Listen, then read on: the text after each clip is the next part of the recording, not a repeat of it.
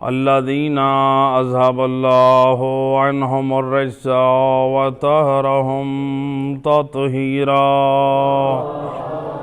سمعنا ولعنة الدائمة على أعدائهم أجمعين من يوم ظلمهم إلى يوم الدين. أما بعد، فقد قال رسول الله صلى الله عليه وآله وسلم: إن فاطمة بضعة مني صلوات سلام.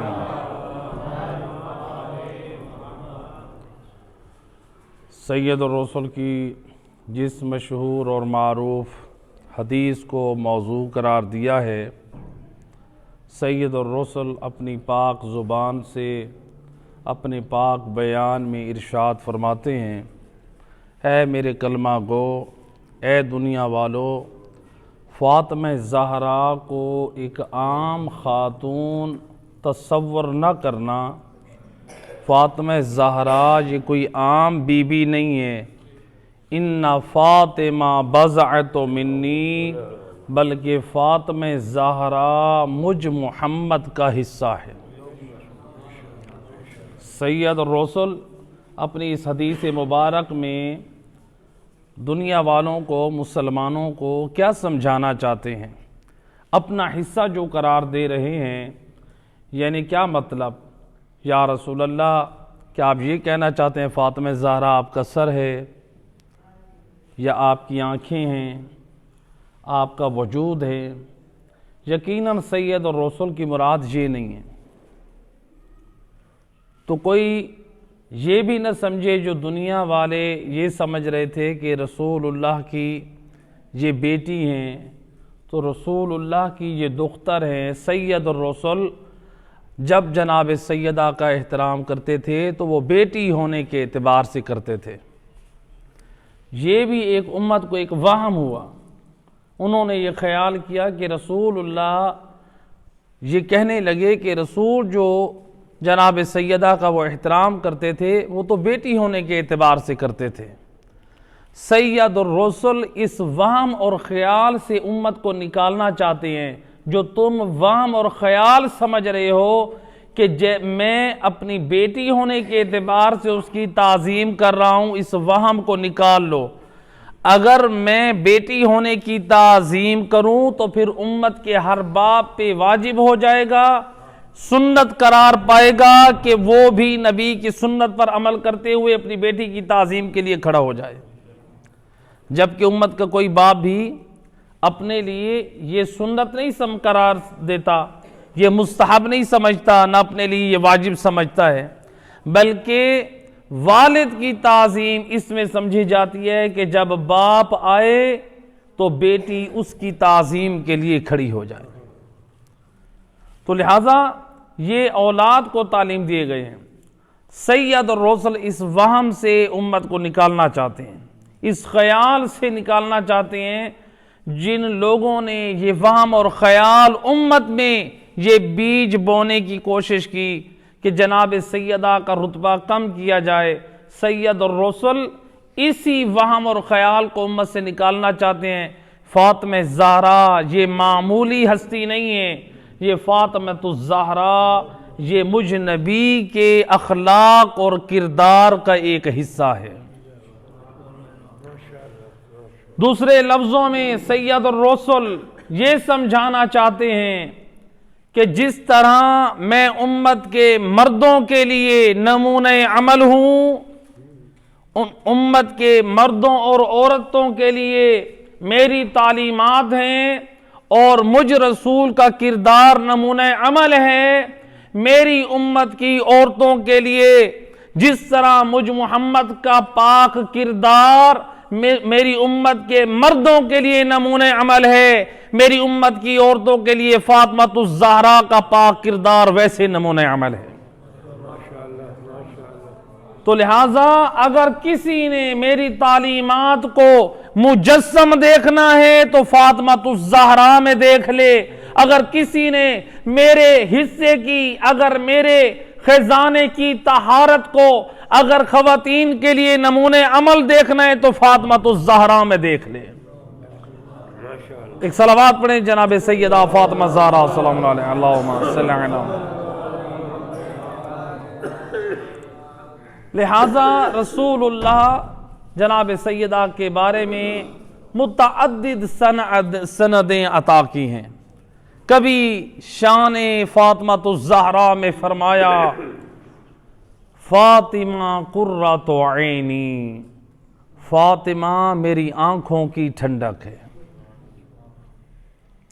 ہم لوگ بھی اپنے لیے آنکھوں کی ٹھنڈک تلاش کرتے ہیں۔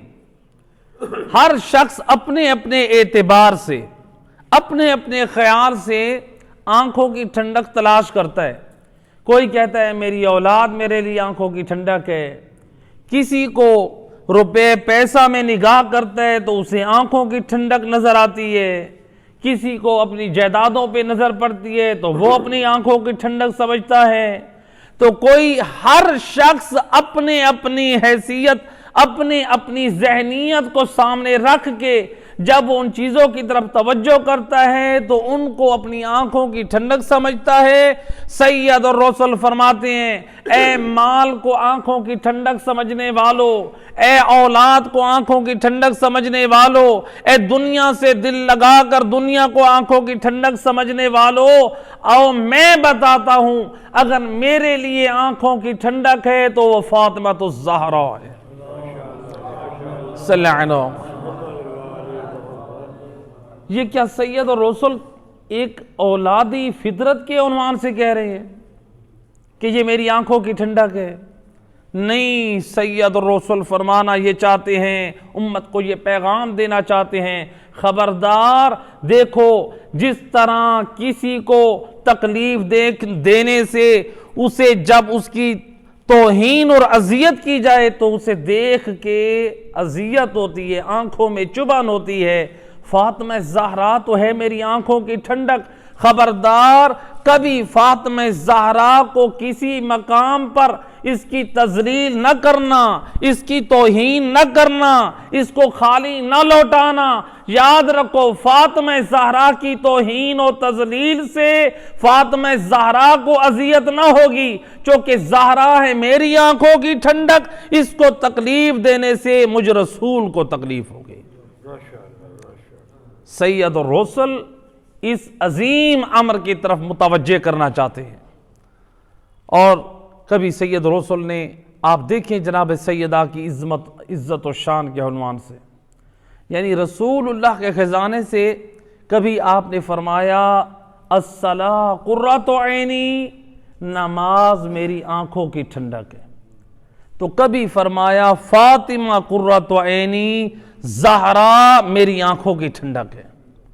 تو سید الرسل نے گویا اپنے خزانہ رسالت سے یہ عظیم پیغام دے دیا، جس طرح کوئی اگر نماز کی توہین کر کے مجھ رسول کو تکلیف دے گا، میرے دین کو نقصان پہنچائے گا، اسی طرح اگر کوئی فاطمہ زہرا کی توہین کرے گا تو وہ مجھ رسول کو تکلیف دے گا، وہ اپنے ایمان کو ناقص پائے گا، چونکہ میں رسول اس سے راضی نہیں رہوں گا۔ ایک صلوات پڑھیں محمد والے اللہم صلی علیہ۔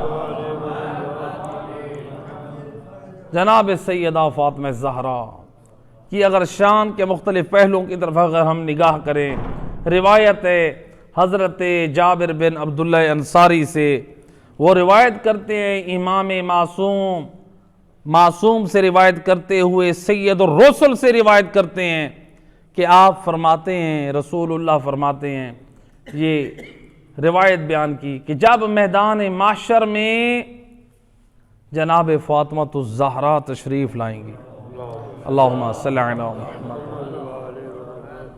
جب جناب سیدہ میدان محشر میں آئیں گی، روایت کے جملے امام فرماتے ہیں دیکھیں گی کہ چونکہ روایات میں ملتا ہے میدان محشر میں کسی شخص کی پیشانی پہ لکھا ہوگا کہ یہ کافر ہے، کسی کی پیشانی پہ لکھا ہوگا یہ منافق ہے، کسی کی پیشانی پہ لکھا ہوگا یہ حبدار فاطمہ الزہرا ہے۔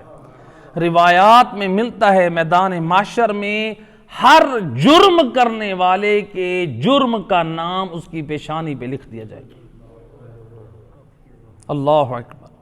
آج ہم جتنا بھی چھپ چھپ کے گناہ عظیم سے عظیم تر انجام دیتے رہیں، جتنے بھی اپنے اندر گمراہیوں کو پالتے رہیں، ہم جہاں پر دنیا والوں کے سامنے تو اپنے ان گناہوں اور عیبوں پہ پردہ ڈال سکتے ہیں، لیکن میدان محشر میں سب چیزیں واضح ہو جائیں گی۔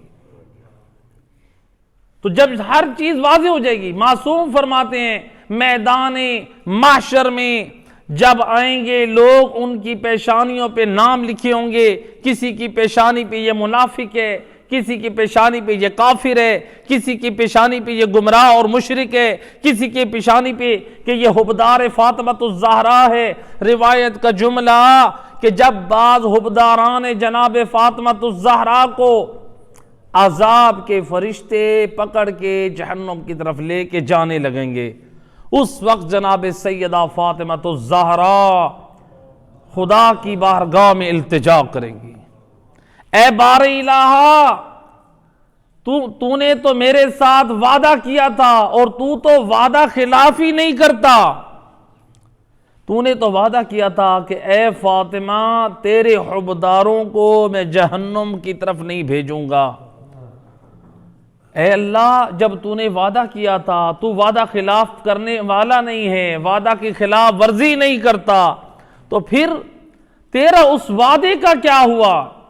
میرے حبدار جس کی پیشانی پہ لکھا ہوا ہے کہ یہ حبدار فاطمۃ الزہرا ہے اور میدان معاشر میں اس کو لے کے جا رہے ہیں، یہ منظر انبیاء، اوصیاء، ملائکہ سب دیکھ رہے ہیں، امام فرماتے ہیں آواز قدرت آئے گی، یا بنت محمد، اے بنت محمد، اے فاطمۃ الزہرا، بے شک میرا وعدہ ہے اور میں اپنے وعدے کی خلاف ورزی کرنے والا نہیں ہوں، لیکن میں چاہتا ہوں کہ تو میدان معاشر میں انبیاء اور ملائکہ کے سامنے مجھ سے سوال کرے اور میں تیرے حبداروں کو تیری شفاعت کے وسیلے سے ان کے گناہ بخش دوں۔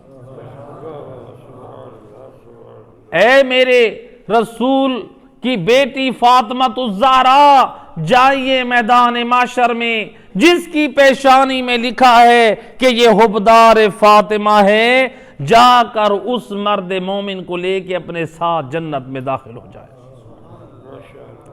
یہ عظمت اور شان یہ حبدار فاطمۃ الزہرا۔ روایت امام محمد باقر علیہ السلام، اللہم صلی اللہ علیہ وسلم، امام فرماتے ہیں، روایت بڑی تفصیل ہے، امام فرماتے ہیں میدان معاشر میں جب مرد مومن، جب جناب سیدہ جب جنت کے اندر داخل ہونا چاہیں گی، ایک مرتبہ جاتے جاتے رک جائیں، خدا کی طرف سے آواز آئے گی، یا بنت محمد، اے میرے رسول کی لخت جگر فاطمۃ الزہرا، جنت میں جاتے ہوئے رک کیوں گئی ہیں؟ یا بی بی آواز دیں گی، اے پروردگار، جو تو نے مجھے اتنی عزت اور عظمت و شان بخشی ہے، میں چاہتی ہوں آج اس میدان معاشر میں زہرا کی عظمت اور شان واضح ہو جائے۔ اللہ اکبر۔ آواز قدرت آئے گی، ارجعی الی المحشر، آپ میدان معاشر میں پلٹ جائیں، میدان محشر میں جائیں۔ امام فرماتے ہیں جب ہماری جدہ فاطمۃ الزہرا میدان محشر میں آئیں گی تو آپ میدان محشر میں سے مجرمین، کفار، مشرکین، ان لوگوں کے درمیان اپنے حبداروں اور اپنے شیعوں کا انتخاب ایسے کریں گی جیسے پرندہ دانوں میں اچھے دانے کا انتخاب کرتا ہے۔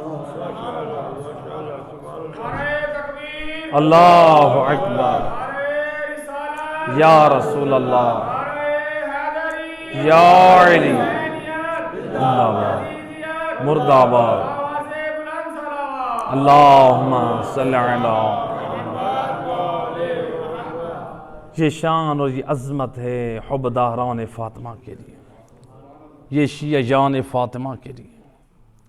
تو لہٰذا جب ان کا انتخاب کر کے جناب سیدہ جنت کی طرف لے کے جا رہی ہوں گی۔ روایت کے جملے ہیں، اب جو امام کے ساتھ جناب سیدہ کے ساتھ جو حبداران فاطمہ ہیں، جو شیعیان فاطمہ ہیں، وہ بھی رک جائیں گے۔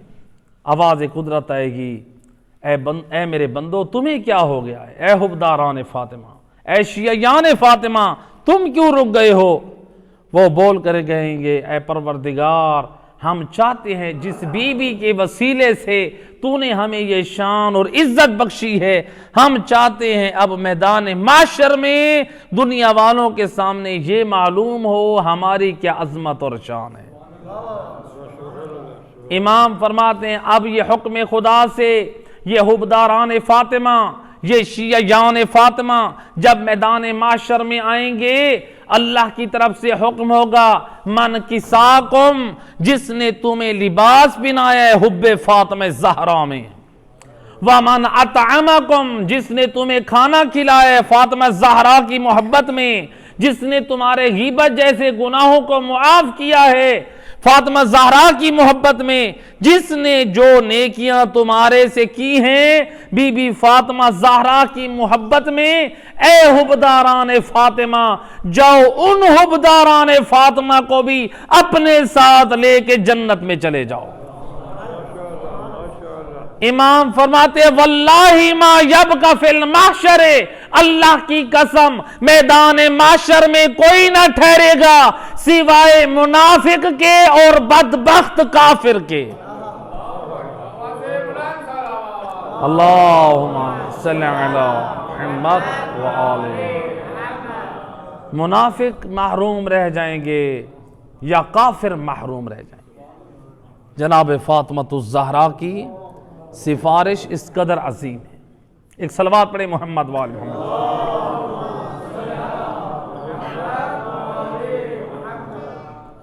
لہذا جناب فاطمہ الزہرا جب ان کی شفاعت اتنی عظیم ہے، جب ان کی شان اتنی عظیم ہے، ان کا رتبہ اتنا عظیم ہے، تو جو ان سے جڑ گیا ہے اس کا رتبہ کتنا ہے؟ دیکھیں میں ایک مثال دیا کرتا ہوں۔ مثلا مثال کے طور پہ آپ کے محلے میں، علاقے میں جتنا بڑا شخص ہوگا، اگر اس کا فرزند کوئی غلطی کرے گا تو دنیا والوں کی نگاہ میں وہ جلدی آئے گا بنسبت اس کے جو غریب اور کم گھر کے بچے سے غلطی ہو رہی ہے۔ ایسے کہ نہیں؟ چونکہ دنیا والوں کے سامنے وہ ایک آشکار، یعنی جس طرح وہ ایک کام انجام دے رہا ہے دنیا والوں کی نگاہ میں اس کی پہچان ویسے ہوتی ہے، اور پھر لوگ اس کا جتنا تذکرہ کرتے ہیں اتنا ویسے ایک عام گھر کا نہیں کرتے۔ جتنا انسان برائی کی طرف یعنی بڑھے گا تو کہتے ہیں دیکھو جی ہے مثلا فلاں سردار کا بیٹا اور اپنی اولاد کو سنبھال نہیں سکا، یا خدا نہ خواستہ کوئی اور مذہبی شخصیت کا ہو جائے تو کیا کہیں گے؟ دیکھیں فلاں عظیم شخصیت کا بیٹا اور یہ اپنی اولاد کو سنبھال نہیں سکا۔ لیکن اگر اس کا سرپرست ہو با کردار،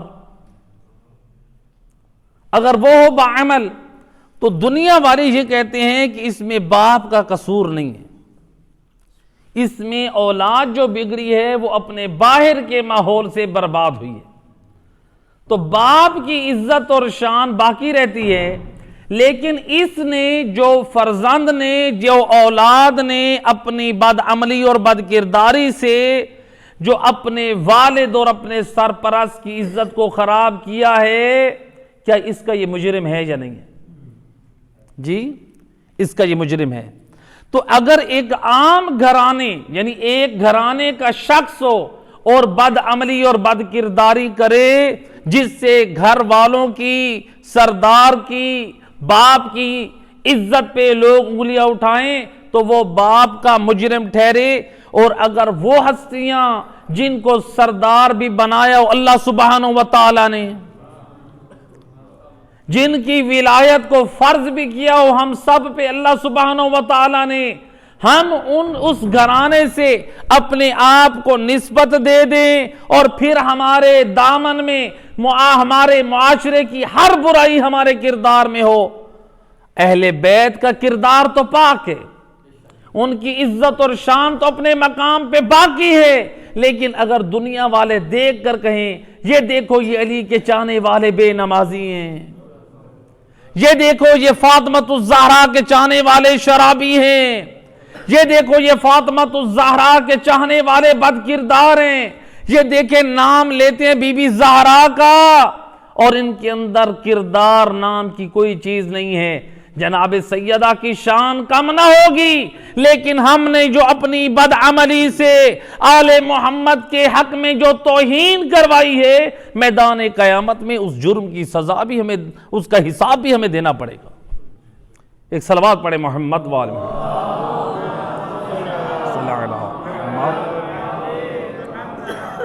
لہذا روایات میں ملتا ہے ہمارے پاس ائمہ معصومین کے ایسے اصحاب با وفا، محمد بن مسلم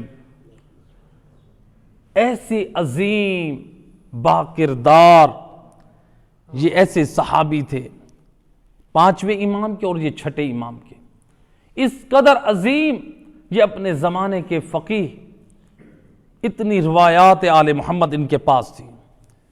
جو اسی طرح سے ایک اور تھے حضرت زرارہ، جو امام جعفر صادق علیہ السلام کے شاگرد، اللہم صلی علی محمد۔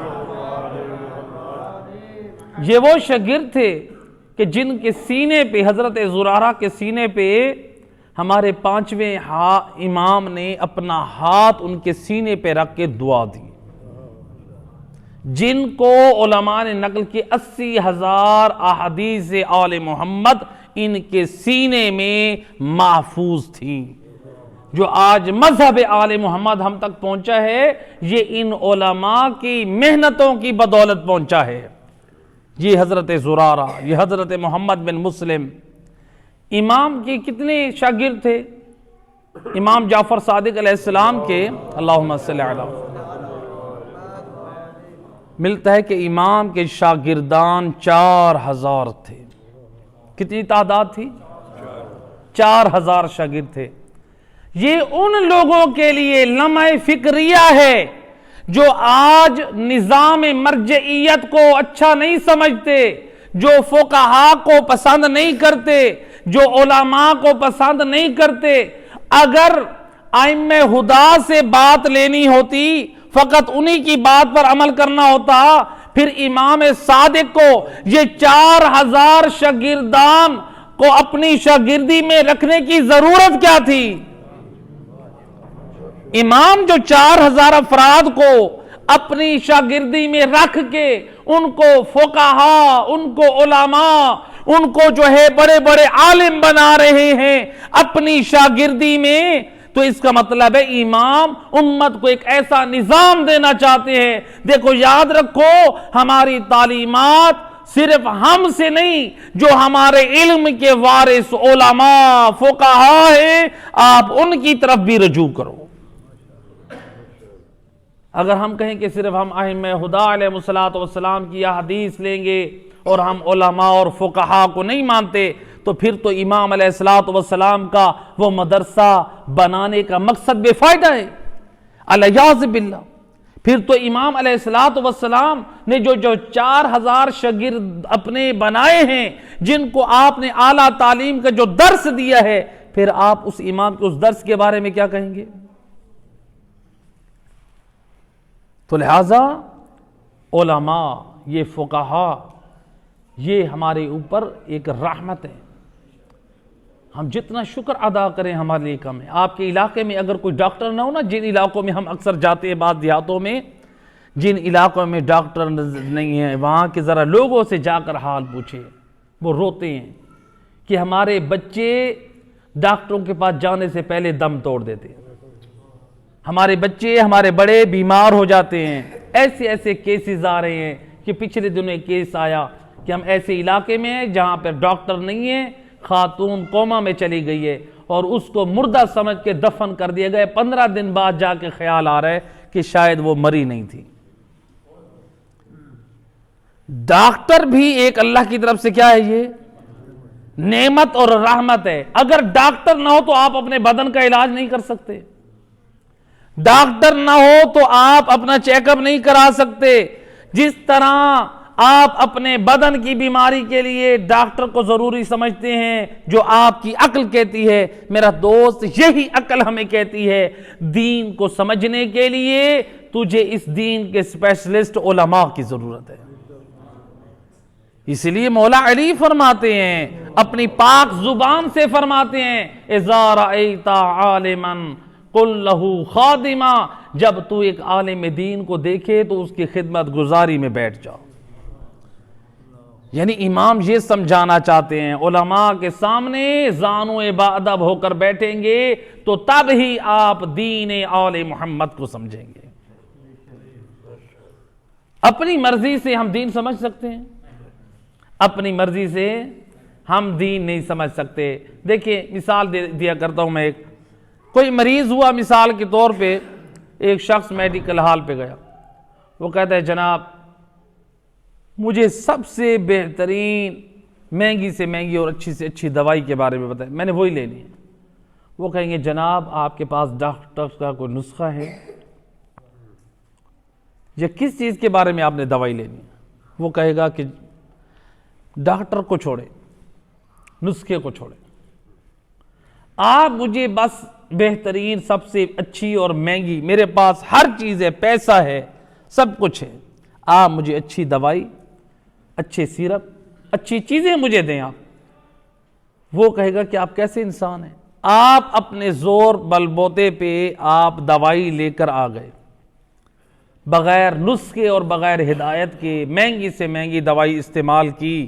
بتائیں آپ کے مرض کو افاقہ ہوگا یا آپ ہلاکت کی طرف جائیں گے؟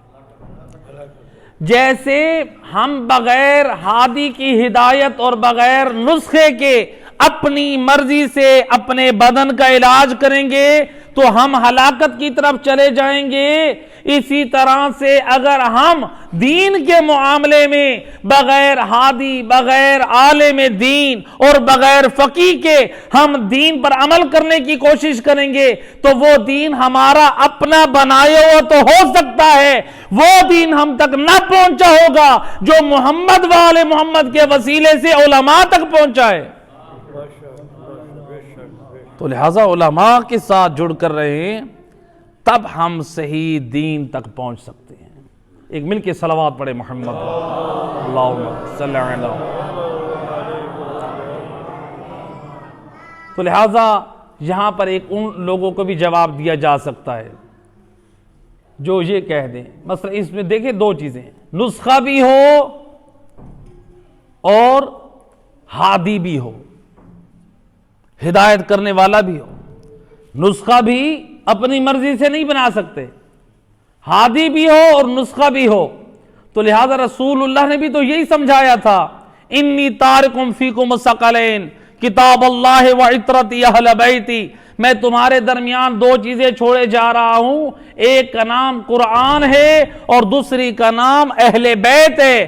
تو اگر ان میں سے کسی ایک کو چھوڑا تو انسان گمراہ ہو سکتا ہے. تو اب جب رسول امت کو یہ نسخہ دے کے جا رہے ہیں کہ میں تمہاری نجات قرآن اور اہل بیت میں ہے، اور رسول کے وفات سے پہلے جو امت نے نعرہ بلند کیا تھا حسبنا کتاب اللہ، ہمارے لیے کتاب خدا کافی ہے، تو لہٰذا کتاب خدا یعنی نسخہ صرف ہمیں فائدہ نہیں دے سکتا جب تک ہادی نہ ہو. تو لہٰذا بغیر ہادی کے نسخہ بھی ہمارے لیے ادھورا ہے. ایک صلوات پڑھے محمد وآل محمد صلی اللہ علیہ وسلم. تو محمد بن مسلم جو امام کے شاگردان میں سے پانچویں اور چھٹے امام کے، ملتا ہے کہ کوفہ میں ان کو بعض لوگوں نے ناحق محبت اہل بیت کے جرم میں کسی تہمت میں ان کو ملوث کر کے ان کے اوپر ایک دعویٰ دائر کر دیا جب یہ اس قاضی کے پاس پہنچے تو کسی نے کہہ دیا کہ یہ فاطمی ہے۔ یہ کون ہے؟ یہ فاطمی ہیں، محمد بن مسلم اور ایک اور شخص ہے۔ کہا یہ فاطمی ہیں، یعنی یہ حبداران فاطمہ الزہرا میں سے ہے۔ صلی اللہ علیہ وسلم، یہ شیعیان فاطمہ الزہرا میں سے ہیں۔ تو جب ان کا تعارف اس انداز سے کرایا گیا تو وہاں پر جو قاضی تھا، جو عداوت آل محمد رکھتا تھا، اس عداوت کے جرم میں اس نے اب فیصلہ ان کے خلاف ورزی میں دیا۔ لیکن یہ جو تھے محمد بن مسلم شاگرد امام صادق علیہ الصلوۃ والسلام، اللہم صلی علی محمد وآلہ، انہوں نے وہاں پر گریہ شروع کر دیا۔ کسی نے کہا کہ آپ اس لیے گریہ کر رہے ہیں کہ آپ کے خلاف فیصلہ گیا ہے؟ کہتے نہیں، میں اس بات پہ نہیں رو رہا، میری جان جاتی ہے تو چلی جائے، اس بات پہ نہیں رو رہا کہ میرے خلاف فیصلہ ہوا ہے، میں اس بات پہ رو رہا ہوں، میری طرف نسبت دی گئی ہے کہ یہ فاطمی ہیں، یہ فاطمہ الزہرا کے شیعہ اور ان کے چاہنے والے ہیں، میں کجا، میرا کردار کجا، اور رسول زادی فاطمہ الزہرا عصمت و طہارت کی پاک بی بی کا پاک کردار کجا؟ میں اس لیے رو رہا ہوں، مجھ گناہگار خطاکار کو ایک با کردار بی بی کے ساتھ نسبت دی گئی ہے، کہیں ایسا نہ ہو میری تو نسبت دے دی گئی ہے بنت محمد سے، اور میرے کسی بد عملی کی وجہ سے جناب فاطمہ الزہرا کی شان میں توہین لازم آ جائے۔ یہ ہیں حقیقی معرفت اہل بیت رکھنے والے۔ آج ہم تو اپنے آپ سے فخر سے کہتے ہیں ہم شیعہ ہیں، کہتے ہیں کہ نہیں کہتے؟ اگر ہم اور آپ شیعہ نہ بھی کہلوائیں، دنیا ہمیں شیعوں کے نام سے پہچانتی ہے۔ امام علیہ السلام فرماتے ہیں دنیا والے تم پہ جو امید رکھیں تم ان کو یہ نہ کہو کہ میں ایسا نہیں ہوں۔ مثلا اگر کسی نے آپ کو کہا ہے آپ ماشاءاللہ شب زندہ دار ہیں، نماز تہجد پڑھتے ہیں، آپ یہ نہ کہیں نہیں میں گناہگار ہوں، میں تو نماز شب نہیں پڑھتا۔ معصوم فرماتے ہیں بلکہ آپ پر جس مومن نے اعتماد کیا ہے، آپ پر اچھا حسن کیا ہے، ظن رکھا ہے، آپ اس کے معیار پہ پورا اترے۔ دنیا والے آپ کو دیانت دار کہتی ہیں، آپ جانتے ہیں میں دیانت دار نہیں ہوں، امام فرماتے ہیں آپ ان کو دیانت دار بن کر دکھائیں۔ دنیا والے آپ کو سچا مانتے ہیں، آپ کو پتہ ہے آپ سچے نہیں ہیں، امام فرماتے ہیں آپ سچے بن کے دکھائیں۔ دنیا والے آپ کو نمازی روزے دار مانتے ہیں، لیکن آپ کو پتہ ہے آپ جان بوجھ کے بہت ساری نمازیں چھوڑ دیتے ہیں، آپ لوگوں کو نمازی بن کر دکھائیں۔ یہ نہ کہیں کہ میں ایسا نہیں ہوں۔ تو یہ اس انداز سے ایک صلوات پڑھے محمد وآل محمد، اللہم صلی۔ اہل بیت یہ چاہتے ہیں کہ ہم باکردار بن جائیں، اس انداز سے ہم زندگی گزاریں۔ اگر ہم پر اچھا گمان رکھتے ہیں دنیا والے، یہ شیعہ ہیں، یہ شیعیان آل محمد ہیں، تو ہم وہ کردار اپنے اندر اپنائیں جو کردار محمد وآل محمد نے ہمیں دیا ہے۔ صرف نام کے ہم حبدار محمد وآل محمد نہ بنیں، صرف نام کے شیعیان محمد وآل محمد ہم نہ بنیں، اور شیعہ کی علامات ہمارے اندر وہ ہوں جو خود محمد وآل محمد نے ہمیں بتائی ہیں کہ ان اوصاف کا مالک ہمارا شیعہ ہے، ہمارا حبدار ہے، اور ان اوصاف کا مالک ہمارا شیعہ نہیں۔ تو جو اہل بیت نے معیار دیے وہ، جیسا کہ ملتا ہے کہ روایت میں ایک خاتون آئی، جناب سیدہ فاطمہ الزہرا اللہم صلی علیہ، یا بنت رسول اللہ، میرے شوہر نے مجھے ایک مسئلہ، ایک سوال دے کر بھیجا ہے، وہ کہتا ہے کہ کیا میں آپ کی شیعوں میں سے ہوں؟ جناب سیدہ نے بہترین بڑا عظیم اور مختصر جواب دیا، فرماتی ہیں اے خاتون اپنے شوہر سے جا کر کہہ دے ان کنت تعمل بما امرناک وتنتہی اما زجرناک عنہ فانت من شیعتنا والا فلا۔ اے مومنہ اپنے شوہر سے جا کر کہہ دے جن چیزوں کا ہم نے حکم دیا ہے اگر تو ان کو بجا لاتا ہے، جن چیزوں سے ہم نے تجھے روکا ہے اگر تو ان سے رک جاتا ہے فَأَنْتَ مِنْ شِيعَتِنَا تو پھر تو ہے فاطمۃ الزہرا کے شیعوں میں سے۔ لیکن اگر تیرے اندر صرف ہماری محبت ہے، ہمارے دشمنوں سے نفرت ہے، ہمارے اوامر اور نواہی کا خیال نہیں کرتا، تو سب کچھ تو ہو سکتا ہے، فاطمۃ الزہرا کا شیعہ نہیں ہو سکتا۔ اللہ اکبر۔ اب یہ خاتون پہنچی اپنے شوہر کے پاس، روایت کا جملہ وہ شخص واویلا کرنے لگا، ہلاک ہو گئے، اس طرح سے تو ہم ہمیشہ کے لیے جہنم میں جائیں گے، پھر تو کوئی بھی شیعیان محمد والے محمد نہیں ہے۔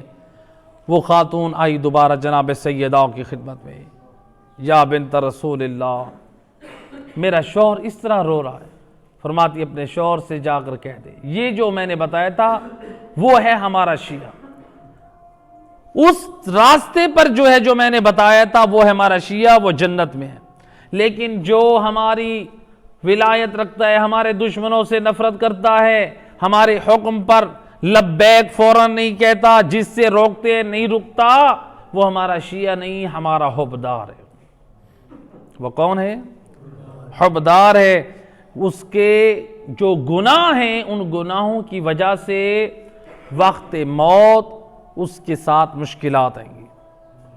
جناب سیدہ کی روایت فرماتی ہیں اگر وقت موت اس کو تکلیف دی گئی لیکن اس کے کچھ گناہ زیادہ ہوئے تو پھر اس کو قبر میں بھی عذاب دیا جائے۔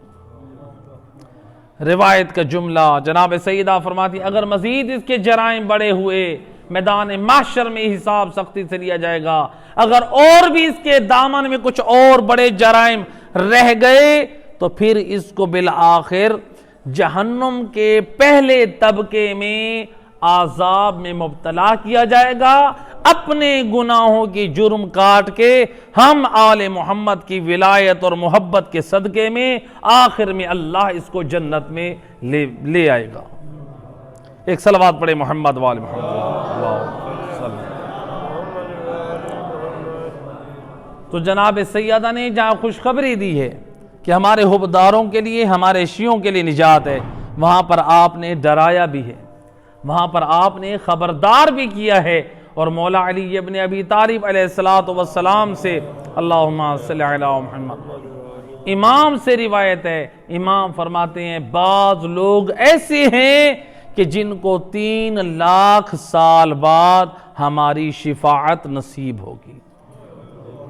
3 لاکھ سال بعد، ذرا خود اندازہ کریں 3 لاکھ سال، جبکہ اللہ قرآن میں کیا فرما رہا ہے؟ میدان قیامت کے بارے میں فرماتا ہے وَقَانَ مِقْدَارُهُ 50,000 سَنَةً۔ میدان قیامت کا جو دن ہے، اس کے جو عرصہ ہے، جو اس کا وقت ہے، اللہ فرماتا ہے دنیا کے 50,000 سال اگر ہوں تو قیامت کا ایک دن ہے۔ اور مولا علی فرماتے ہیں ایسے 3 لاکھ سال گزرنے کے بعد بعض بد نصیبوں کو ہماری شفاعت حاصل ہوگی۔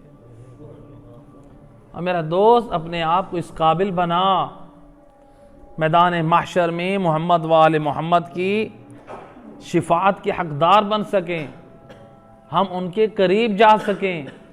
کہیں ایسا نہ ہو کہ ہمارے بعض بد اعمالیاں ہمارے اور اہل بیت کے درمیان رکاوٹ بن جائیں۔ ایک صلوات پڑھے محمد وآل۔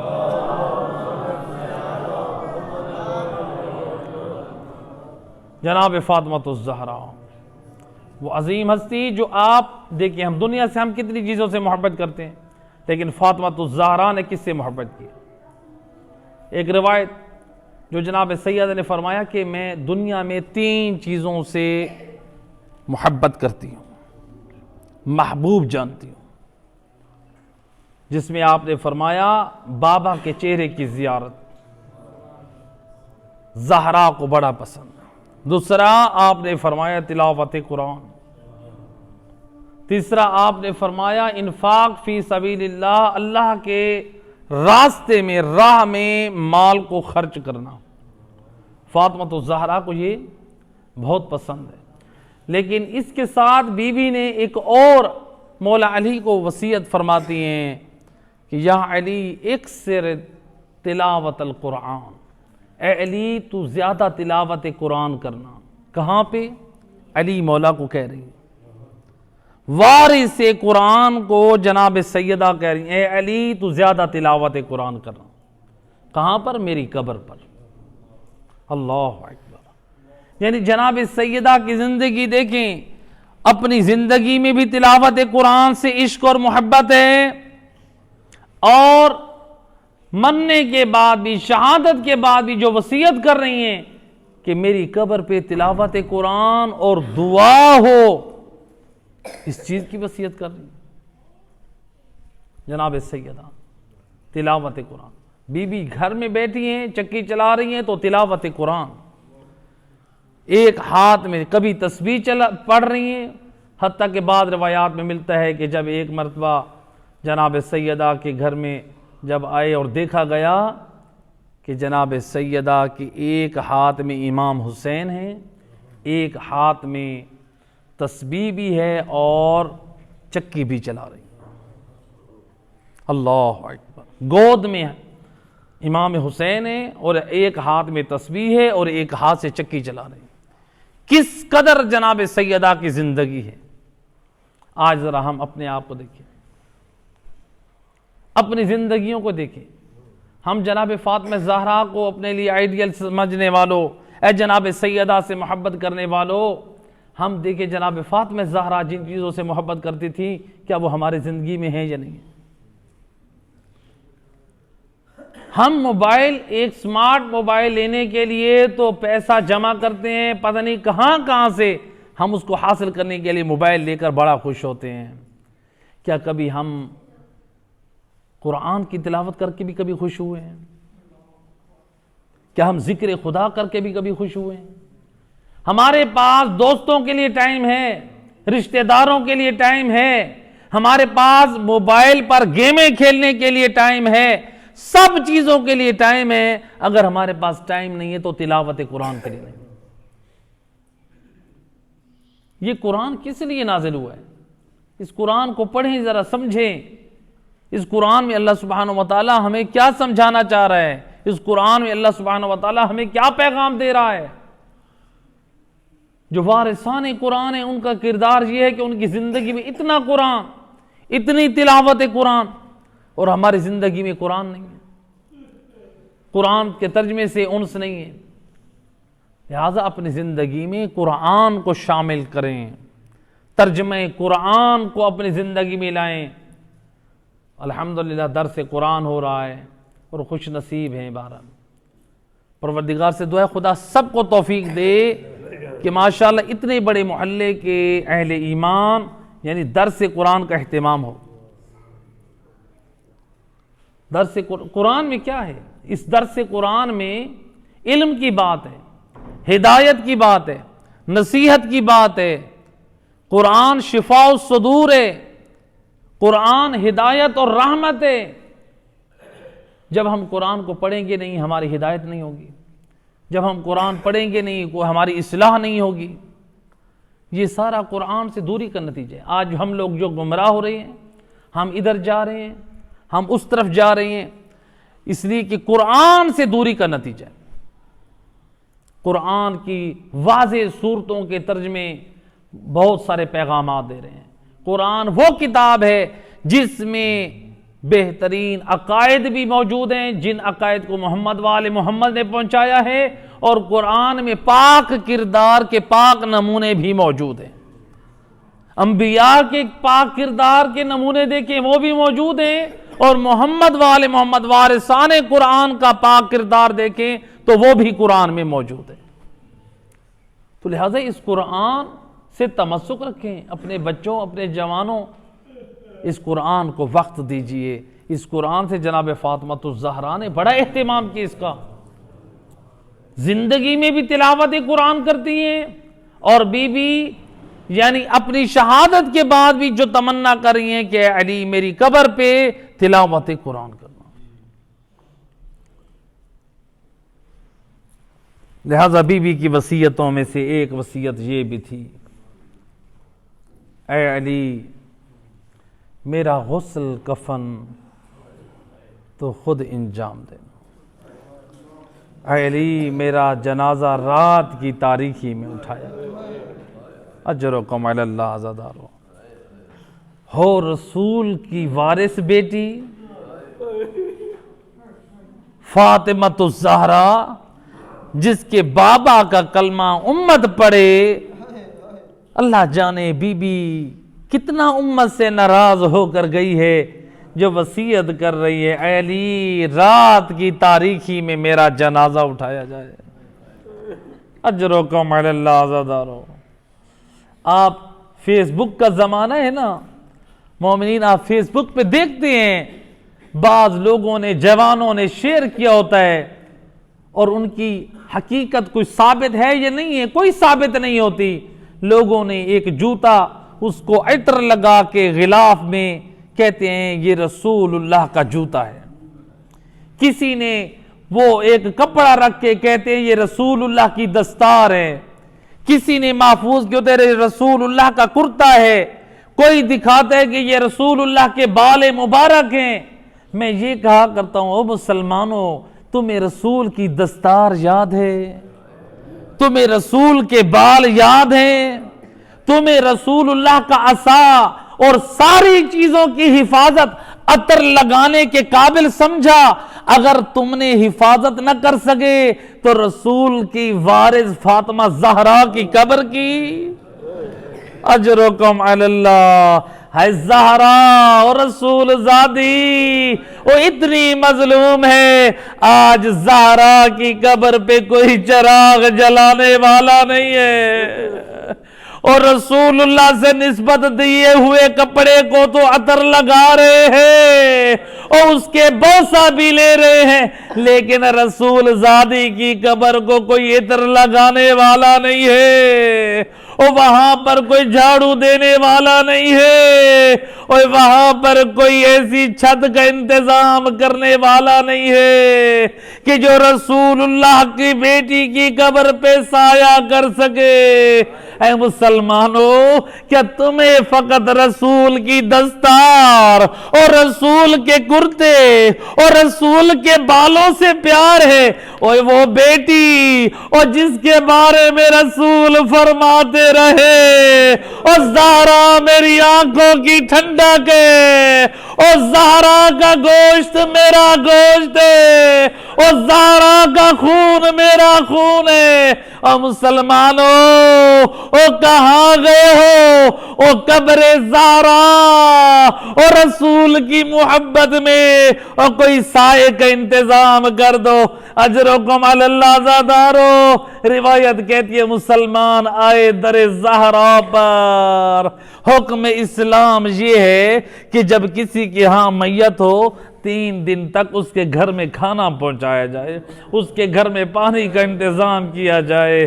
ابھی تو مسلمانوں نے، رسول کے اصحاب نے تازہ تازہ تعلیمات اس رسول سے سنی ہے، اور چاہیے تو یہ تھا رسول کے اصحاب مسلمان جناب سیدہ کے دروازے پہ کھانا اور پینا کی اشیاء لے کر آتے.